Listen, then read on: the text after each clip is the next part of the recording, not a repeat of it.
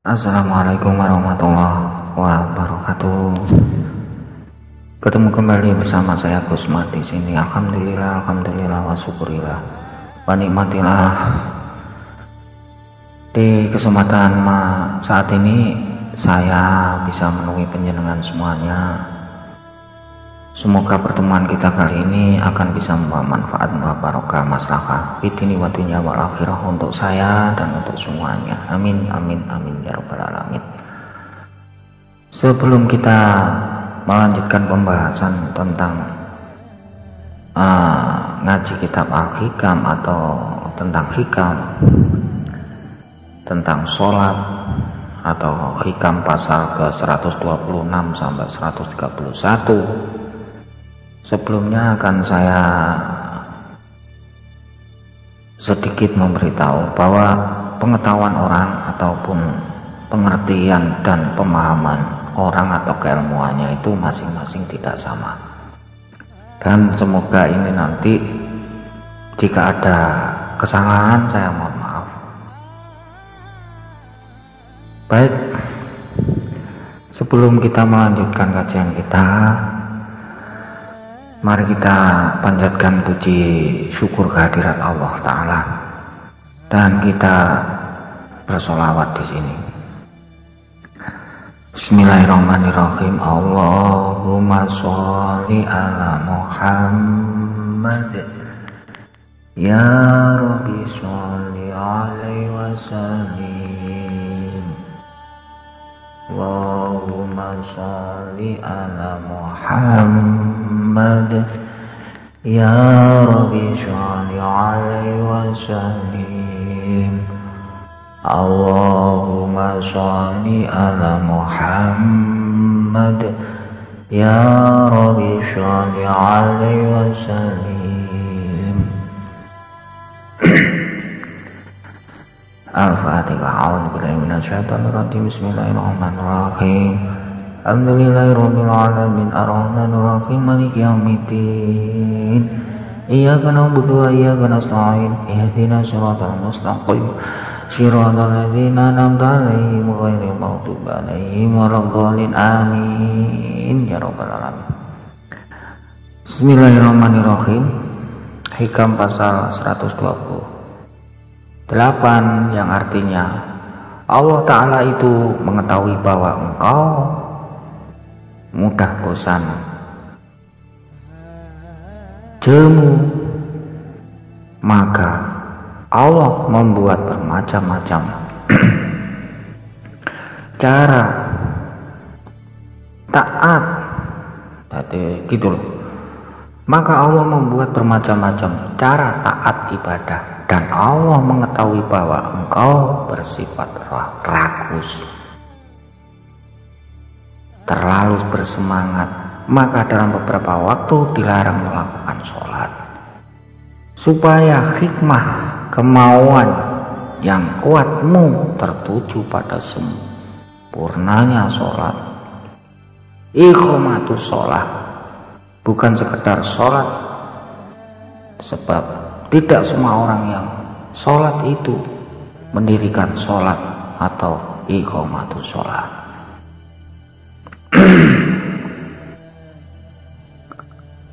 Allah berfirman, yaitu wa aqimus sholata, dan kamu semua supaya mendirikan sholat. Firmannya tidak solu atau sholat, kamu semua. Nah, cara mendirikan sholat yang iqamatus sholat itu harus dengan menyempurnakan adab. Ngoten, dadi awake dhewe kudu duwe adab. Adabe kudu sempurna bener. Atau betul-betul dengan adab-adab yang baik. Atau bisa dikatakan dengan tata krama sing apik. Ya semestinya pakai baju yang bagus, yang bersih, kita berwudu dulu itu. Terus Gusti Allah iku ngerteni kabehane, ya enggak gitu, ya memang begitu, namun tata kramane awake dhewe kudu ngerti gitu. Satu, adab lahir seperti menjaga syarat-syarat rukun dan sunnah-sunnahnya. Dua, juga adab batin seperti menjaga khusyuknya dalam sholat dengan menghadap hati hanya kepada Allah Ta'ala, sehingga hati tidak mengingat sesuatu melainkan kepada Allah Ta'ala, dan merasa bahwa sholatnya itu semata-mata karunia dari Allah Subhanahu wa Ta'ala. Terus ngoten niku wau. Satu, kudu menjaga syarat-syarat rukun-rukunnya, dan juga sunah-sunahnya itu tadi. Nomor kalih kudu njaga batine awake dhewe ben kusuk ngoten lho. Waktu sholat ngrawang nang ndi-nang ya percuma wae. Lah niki mun dijelasne wonten Hikam bab 128 nih gitu.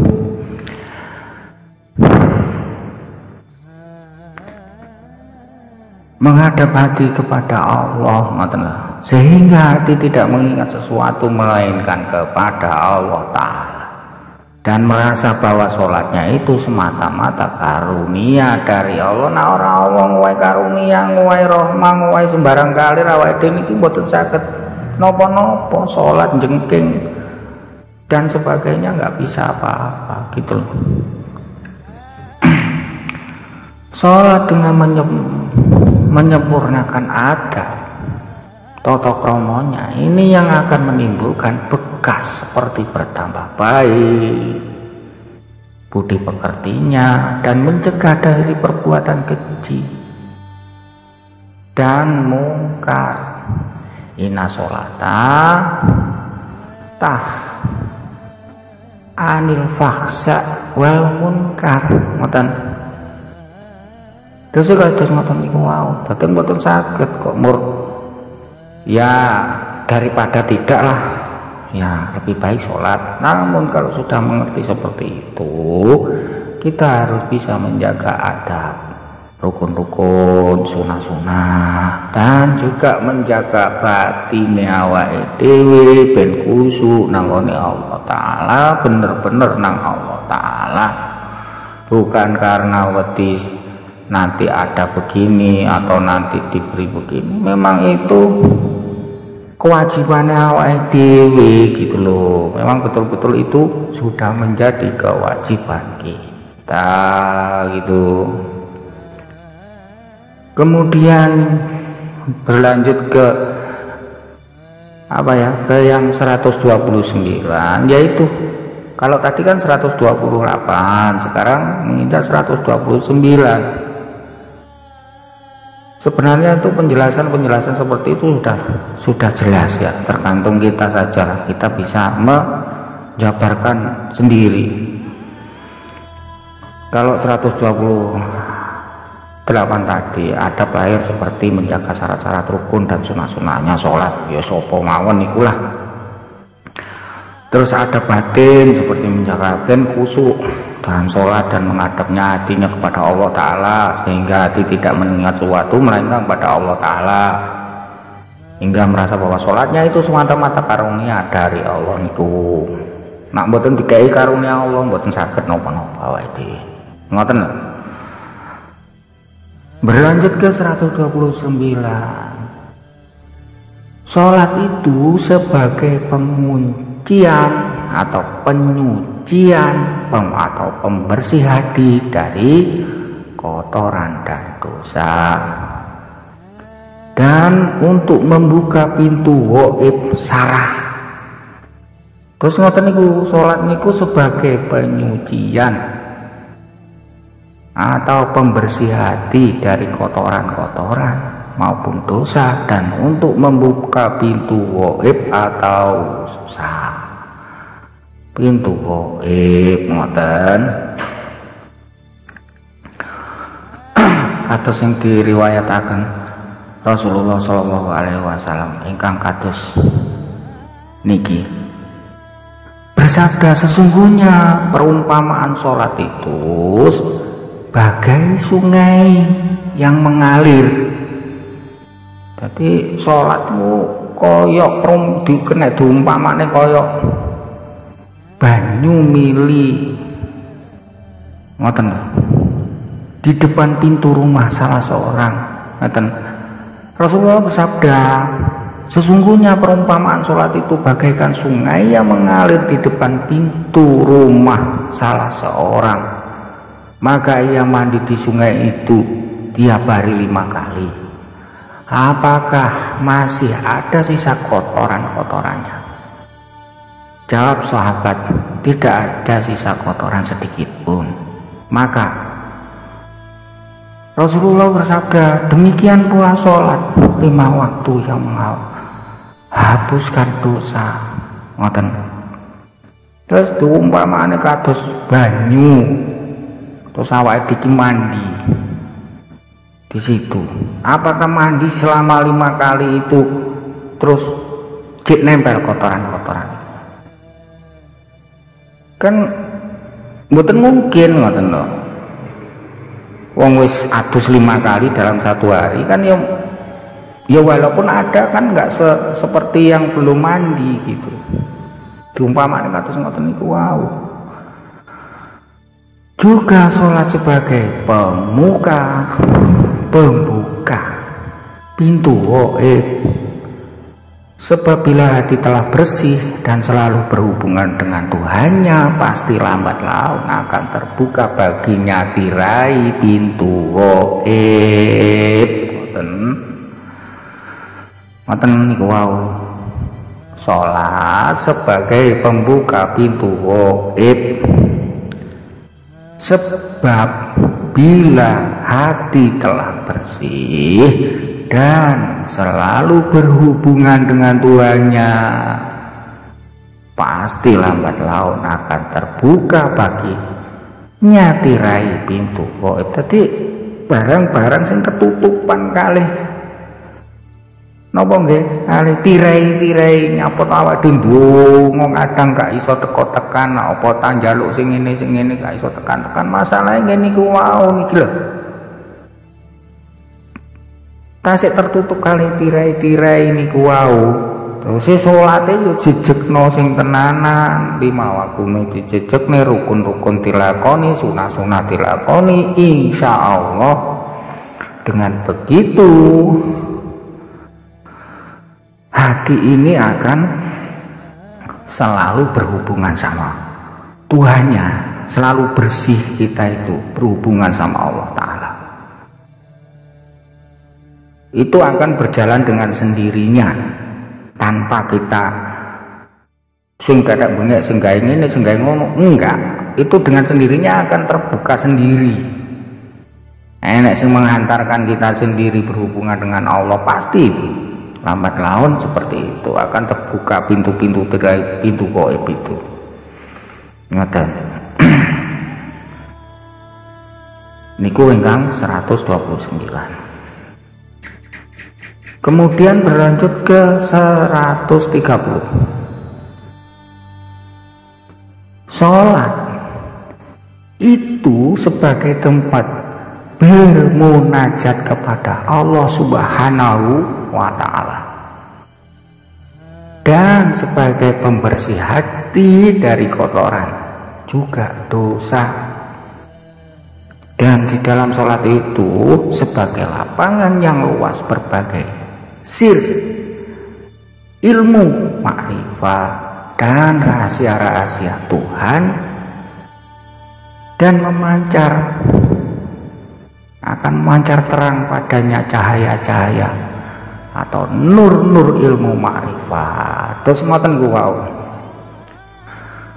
Terus sholat niku nggih kena diumpamane niku awake dhewe pomo njaluk nang Allah, nek salate jejeg sembarang kali jejeg insyaallah. Lah ngoten niki wong dijelasnya teng mriki. Salat itu sebagai tempat bermunajat kepada Allah Subhanahu wa Ta'ala dan sebagai pembersih, atau sing ngoten sebagai sabun, sebagai pencuci, sebagai air untuk membasuh kotoran-kotorane awake dhewe niki sing ngalang-alangi awake dhewe nang Allah niku wau. Nyapa to awake dhewe kok ngene, nyapa to kok ngono. Iku mergo ke dialang-alangi saking kotoran-kotoran iku wae lah niku dibersihne kalih jejege salat. Dan di dalam salat itu sebagai lapangane. Lapangan semua sombong. Lah lapangan iku wau ngene ilmu sir atau ilmu makrifat dan rahasia-rahasia Tuhan atau rahasia-rahasia Allah Ta'ala niku lho ajeng saged memancar terang nur-nur ilmu makrifat niku wau. Ngoten. Mugi-mugi saged paham kalian nopo ingkang dinamani salat itu sebagai tempat bermunajat pada Allah. Setempatnya awake njaluk sembarang kalir ngangge salat niku lah salate dijejekne dhisik. Orang apa-apa wis njaluk sing rena-rena kok ya kaya-kaya men. Atus ngoten niku mugi-mugi saged bermanfaat. Saged paham. Allah berfirman, "Aqimi sholata li zikri."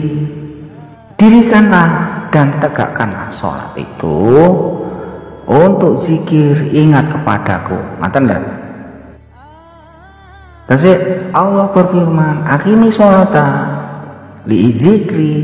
Dirikanlah dan tegakkanlah sholat itu untuk zikir, ingat kepadaku. Ngaten. Sesungguhnya seorang hamba bila ia berdiri sholat, maka Allah Subhanahu wa Ta'ala akan membukakan untuknya tirai hijab. Nah, itu membuka pintu sing ditutup niku hijab niku. Sesungguhnya seorang hamba bila ia berdiri sholat, maka Allah Subhanahu wa Ta'ala akan membukakan untuknya tirai hijab dan langsung dihadapinya dan berdiri tegak para malaikat dari atas bahunya hingga langit mengikuti sholatnya dan mengaminkan doanya. Dados ngoten niku wae. Umpamane ngerti, umpamane eruh, umpamane gak ditutupi awake dhewe niku pun toh semangate ra karo-karuan. Nah, sagete ngerti, sagete paham tentang niku, dibuka hijab niku nggih didirikan sholatnya niku dengan benar-benar sholat, zikir, minta pada Allah, mendekat kepada Allah. Aqimi sholata li zikri, dikirkanlah, tegakkanlah sholat itu untuk zikir, ingat kepadaku. Ngoten. Maka Allah membuka untuknya tirai hijab dan langsung dihadapinya dan berdiri tegak para malaikat dari atas baunya hingga langit mengikuti sholat dan mengaminkan doanya. Ya Allah, ngoten niku. Mugi-mugi paham kanthi penjelasan ini. Dan seorang yang sholat itu ditaburi rahmat. Dados ngoten awake dhewe salat kanthi tenan-tenan iso nderekne mendirikan salat bukan karena kita itu ingin dipuji orang atau apapun. Biar orang tahu ya alhamdulillah, nggak tahu ya nggak apa-apa. Semuanya kita sholat ini untuk siapa sih? Kan untuk Allah, bukan untuk manusia, bukan untuk disanjung, dipuja atau diapakan orang, kan bukan. Kita ini berhadapan sama Allah gitu loh. Karena awake dhewe pengen disanjung, pengen untuk ngene riak dan sebagainya ya padha karo awake dhewe niku piye ya sing didepi awake dhewe niku Gusti Allah, malah awake dhewe melengos wis jari salat kok malah melengos, ngoten lho. Dan seorang yang sholat itu ditaburi rahmat dari langit hingga ubun kepalanya dan dipanggil oleh suara. Andai kata orang yang munajat ini mengetahui siapakah yang diajak bicara, siapakah ning ngarepe awake dhewe waktu salat niku lho, ngoten lho maksudnya. Siapakah yang diajak bicara? maka tidak akan berhenti sholatnya. Ngoten umpamane ngerti nek sing didengar awake dhewe Allah alala wis awake dhewe niku wis ora mungkin gelem leren salate ngoten. Pun ta ngoten niku. Sarene jek ditutupi kali hijab yo malih salate jek pengen diwahu wong riyake jek gedhe ngoten. Dan sesungguhnya pintu-pintu langit terbuka untuk orang yang sholat. Dan sesungguhnya Allah membanggakan barisan orang-orang sholat di hadapannya malaikatnya. Dan sesungguhnya Allah Ta'ala membanggakan barisan orang-orang yang sholat di hadapan malaikatnya. Muhammad bin Ali Tirmizi berkata, Allah Ta'ala memanggil orang-orang yang bertauhid supaya sholat 5 waktu karena rahmat kasih kepada mereka dan menyediakan berbagai macam hidangan supaya seorang hamba bisa merasakan pada tiap-tiap bacaan dan gerak itu karunia pemberiannya. Maka gerakan 5 kali, gerakan itu bagaikan makanan dan minuman, itu bagaikan minuman. Dados sing ngoten gerakane sak sembarang kali niku kaya is ngoten niku walah pokoke sangel jelasne ngoten niku. Mugi-mugi paham lah. Mau ngerti tenan ngoten niku lah. Dados awake waktu salat niku yo wis sembarang kali kaya panganan ngoten. Nek mau ora salat ya malih kaya anek sing ilang ngoten. Dan hidangan itu disediakan oleh Allah Subhanahu wa Ta'ala tiap hari 5 kali. Ngoten niku. Supaya tidak ada lagi sisa kotoran ataupun debunya. Masya Allah. Terus ngoten niku wae. Mugi-mugi kita niku tansah diparingi rahmat nggih. Mugi-mugi paham.